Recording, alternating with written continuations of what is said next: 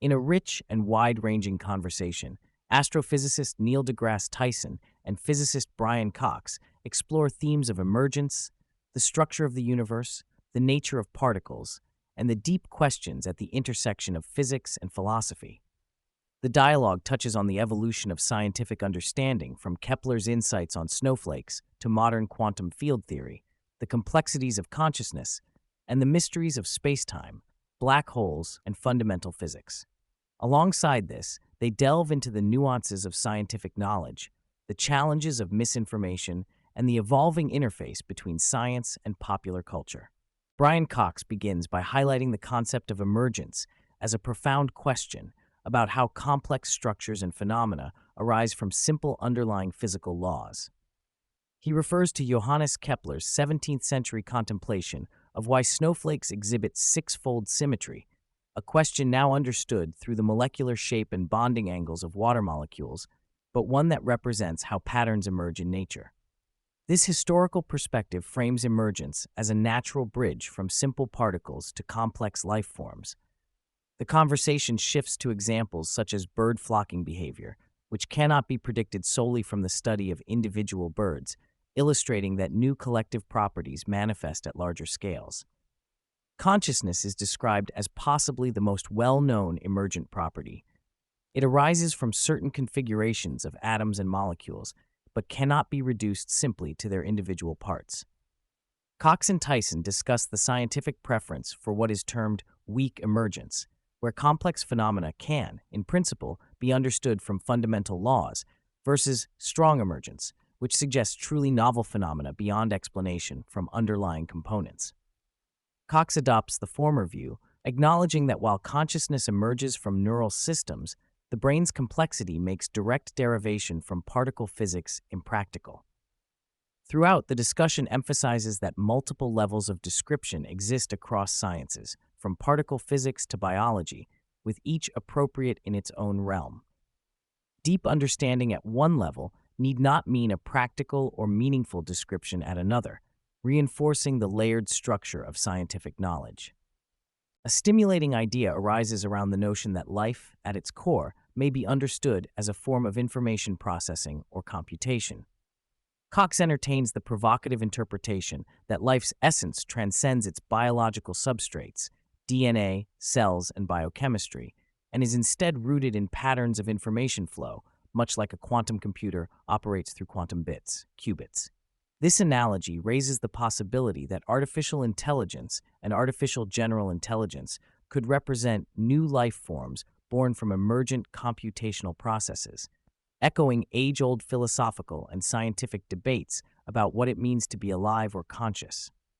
Differentiating biological life's physical manifestation from the emergent informational processes driving it, they also touch upon experimental results, suggesting that replicating behavior can emerge spontaneously from random-coded sequences, bridging natural and artificial life studies.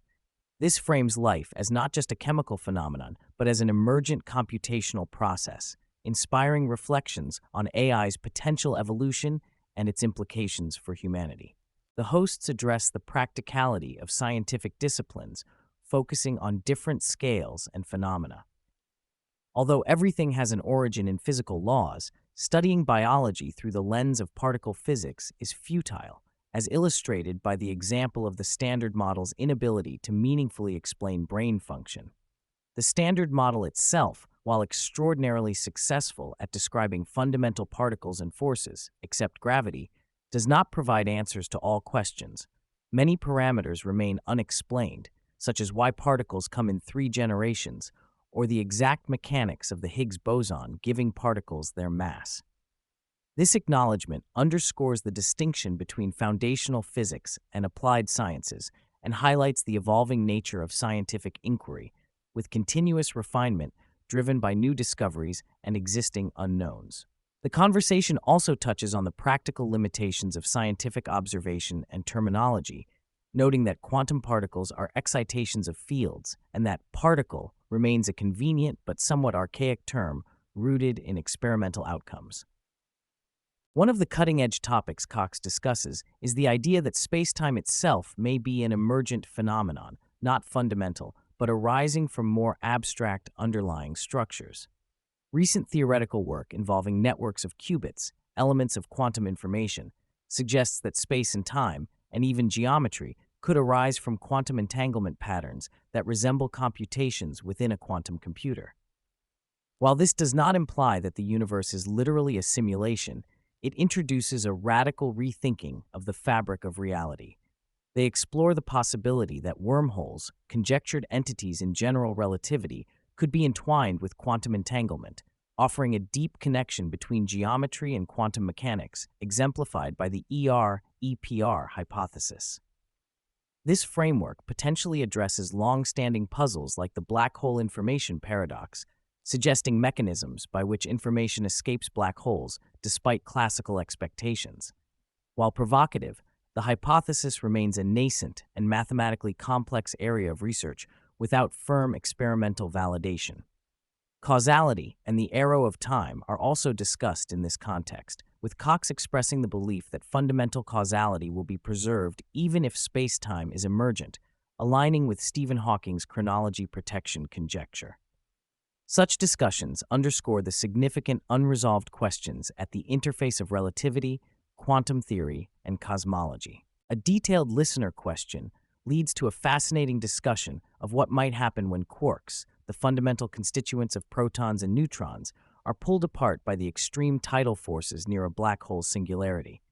Cox explains the phenomenon of hadronization, where energy input causes quark-antiquark pairs to be produced rather than isolating single quarks, and speculates humorously about a quark catastrophe. However, the finite proper time before reaching the singularity prevents any infinite multiplication of quarks.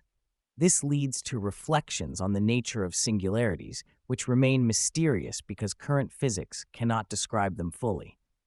The singularity is effectively an end of time for an infalling observer, a notion difficult to grasp but consistent with general relativity's predictions for black holes. Despite the dramatic environment within black holes, physical laws such as conservation of energy persist, and black holes remain stable observationally, implying some regulating mechanisms that prevent runaway phenomena. The conversation shifts to the large-scale structure and evolution of the universe, including dark matter and dark energy, enigmatic components that dominate the cosmos but elude direct identification. Cox and Tyson humorously rename these as Fred and Wilma to neutralize biases created by terminology implying known physical forms. They describe dark matter as strongly supported by multiple lines of evidence, including precise measurements of cosmic microwave background sound waves captured by the Planck satellite. Dark energy, responsible for the accelerated expansion of the universe, is related conceptually to scalar quantum fields, possibly akin to the inflation field hypothesized to drive cosmic inflation shortly after the Big Bang. Although its nature remains unclear, various models propose dynamic properties and potential changes over time.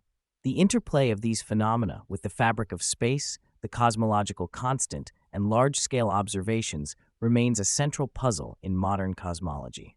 Amidst the scientific discussions, Tyson and Cox address the broader societal challenge of navigating scientific information amid political spin and misinformation. They emphasize the importance of reliable sources and critical evaluation skills in an era overwhelmed by data, yet fraught with bias and blind spots, as illustrated by uneven media coverage of scientific stories like that of interstellar comet 3I Oumuamua, referred to playfully in the conversation. Cox reflects on Carl Sagan's insights regarding public curiosity and education and the societal failure when fascination with mysteries turns into credulity towards pseudoscience. The need for clear communication, context, and transparency in conveying complex scientific ideas emerges as crucial for maintaining public understanding and trust. In a listener-driven segment, the nature of particle decay is explained with clarity. Particles have characteristic lifetimes, often statistically distributed, governed by fundamental forces such as the weak nuclear force. For example, free neutrons decay into protons, electrons, and antineutrinos with a half-life of about 10 minutes, a process understood in terms of quark flavor changes mediated by W bosons. The discussion acknowledges that while statistical decay times can be predicted and measured precisely, The intrinsic randomness of quantum mechanics remains an open philosophical and interpretative challenge, one that even Einstein famously objected to. Nevertheless, this randomness appears fundamental rather than a result of incomplete knowledge, with various interpretations, including many worlds, attempting to address the conceptual questions. The Planck length and its implications are addressed, highlighting that attempts to probe below this fundamental scale lead to paradoxes such as forming microscopic black holes. According to this view, striving for increasingly finer resolution paradoxically produces a larger effective barrier, protecting the fabric of spacetime from arbitrarily small measurement and blending the ultraviolet, UV, and infrared IR physics domains. Planck units, constructed from universal constants, speed of light, gravitational constant, and Planck's constant, offer an invariant standard understood across any conceivable frame of reference, alien or otherwise. This scale is central to quantum gravity efforts aiming to unify quantum mechanics and general relativity. The conversation briefly touches on the enduring validity and limits of Newton's laws, noting their approximation and adaptation in the frameworks of relativity and quantum mechanics. Notably, Newton's third law, action equals reaction, retains meaning, but must be understood within these more general theories, where concepts such as force and mass interplay with space-time symmetries. An entertaining detour relates the Galilean transformation to American football rules, illustrating how relative motion affects perceptions of direction and legality of plays, a playful example of physics' intersection with everyday life. Finally, the hosts confront the black hole information paradox. What happens to information swallowed by black holes? Modern theoretical work suggests that information is not destroyed but encoded in the Hawking radiation emitted, albeit in an extremely scrambled and practically irretrievable form. This preservation aligns with fundamental principles like unitarity and conservation, ensuring the universe does not lose information even through black hole evaporation. They compare this to complex error-correcting codes in digital memory, underscoring the subtlety and sophistication of information encoding at the quantum level and highlighting ongoing efforts to reconcile quantum mechanics and gravity's demands on fundamental concepts.